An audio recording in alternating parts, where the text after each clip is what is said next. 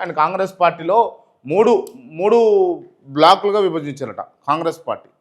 మీనాక్షి నటరాజన్ వచ్చిన తర్వాత అసలైన కాంగ్రెసు, అధికారంలోకి వచ్చే ముందు వచ్చిన వాళ్ళ కాంగ్రెసు, అధికారంలోకి వచ్చిన తర్వాత జాయిన్ అయిన వారికి కాంగ్రెసు.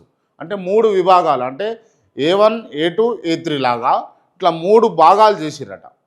ఎవరైతే అంటిపెట్టుకొని కాంగ్రెస్ పార్టీకి పనిచేస్తూ ఉన్నారో పదవులు లేకపోయినా కూడా వాళ్ళను ఒక గ్రేడ్, ఏ గ్రేడ్లో, మళ్ళీ బి గ్రేడ్లో వచ్చేసరికి ఎవరైతే కాంగ్రెస్ పార్టీ అధికారంలోకి వచ్చే ముందు వచ్చిర్రో వాళ్ళు, ఇతర పార్టీల నుంచి వచ్చిర్రో వాళ్ళు బి గ్రేడ్, ఎవరైతే అధికారంలోకి వచ్చిన తర్వాత వచ్చిర్రో వాళ్ళు సి గ్రేడ్.